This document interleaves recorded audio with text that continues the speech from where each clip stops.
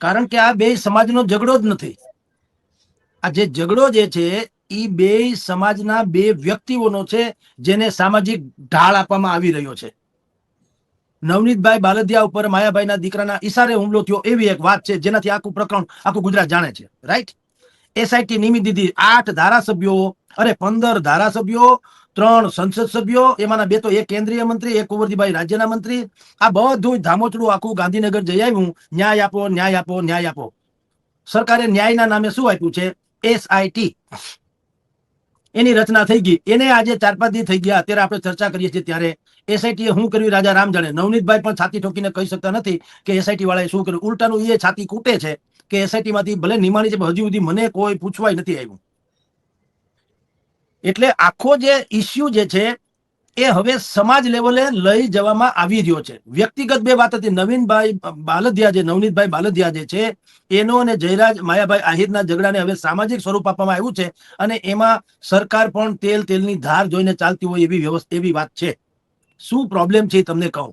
તમારો જે આજનો મુદ્દો જે છે કે આમાંથી કોને ફાયદો, આહિરને કે કોળીને, મેં પહેલી વાત તો એક લીટીમાં કરી દીધી કે બેયને ગેરફાયદો, બે સમાજને ગેરફાયદો. અને ફાયદો કોને? સમાજના નામે જે લોકો ઝંડા લઈને નીકળ્યા હોય એને જે થવો હોય તે થાય ફાયદો, પણ નથી પીડિતને ફાયદો થવાનો, નથી સમાજને ફાયદો થવાનો.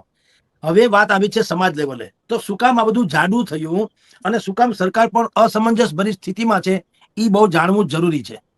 ગુજરાતની 7.5 કરોડની જનસંખ્યામાં કોળી જેને કહી શકીએ છીએ આપણે, ચુવાડિયા, તળપદા અને દરેક પ્રકારના તમને કહું છું, કોળી પટેલ જે ઠાકોર કે છે, ઉત્તર ગુજરાત બાજુ ઠાકોર, બરાબર.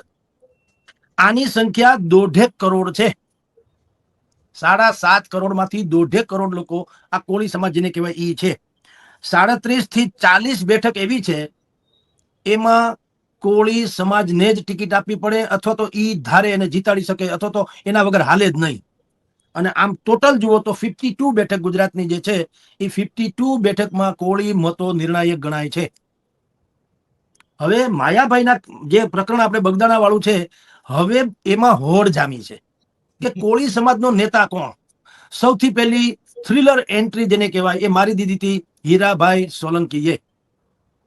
એ આવ્યા, પીડિતને મળ્યા, આશ્વાસન આપ્યું, અને હવે પછી કોળીને કોઈ ચાળો ન કરી શકે એવું કરવાનું છે. એવા હુંકાર બુકાર ભરેવા, તાળીઓની બોચાર ઝીલી તેઓ શ્રી ગયા. હજી ફાઇટ કરે છે, પણ કોળીને કોઈ ચાળો ન કરે એવી કોઈ વાત નથી. એ તો બધું યથાવત છે, કઈ હજી નિર્ણય આવ્યો નથી.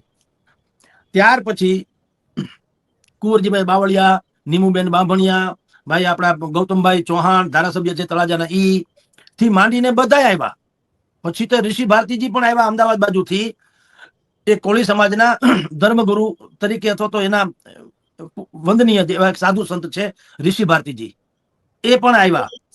ત્યાર પછીથી હવે પરસોત્તમભાઈ સોલંકીનો છોકરો, પરસોત્તમભાઈ સોલંકીનો છોકરો કહું છું, હીરાભાઈ તો અલગ છે પાછું, પરસોત્તમભાઈ સોલંકીનો છોકરો, ઈ પણ પછી ગાડીઓના કાફલા લઈને બગદાણા પાસે આવ્યા. અને પછી તમે જે હમણાં વાત કરી કે કેટલાકે આત્મવિલોપનનો પ્રયાસ પણ કર્યો.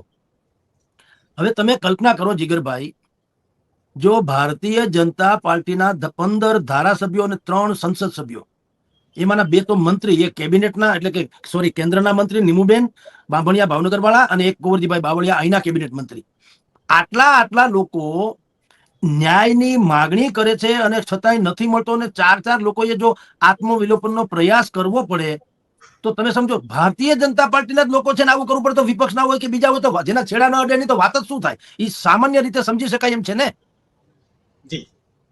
મારા જ ઘરમાં હું કહું કે રીંગણાનું શાક કરો ને તો હું ધરણા ઉપર બેસી જાઉં તો ગજબ ન કહેવાય? ધરણા ઉપર હોય કે મારું કઈ થવું જોઈએ? હા, તો ગજબ ન કહેવાય?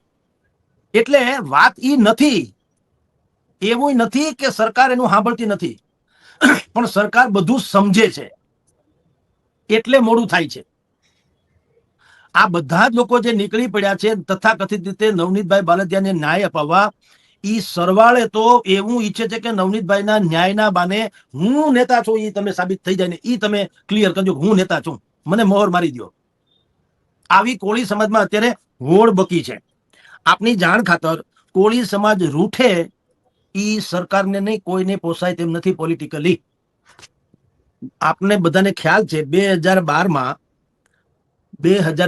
18 જેટલા ધારાસભ્યો ચૂંટાણા હતા, અને 2017માં કોળી સમાજ એન્ટી એસ્ટાબ્લિશમેન્ટ જેને કહેવાય એવી સ્થિતિનું નિર્માણ થયું હતું ભારતીય જનતા પાર્ટીની અગેન્સ્ટમાં. તો શું થયેલું 2017માં કે 99 જેટલા ભાજપના 99 આવી ગયા હતા બેઠકો, 99 ઓનલી, અને 27 જેટલા કોંગ્રેસના 27 જેટલા કોળી લોકો ચૂંટાયા હતા અને કોંગ્રેસ 7 ઉપર આવી હતી. આ પણ છેલ્લા એકાદ બે દાયકાનો સર્વોચ્ચ આંકડો હતો કોંગ્રેસનો, 77 બેઠક જીત્યા હોય એવા. એમાં કોળી સમાજનો સિંહ ફાળો હતો એમ કહું છું.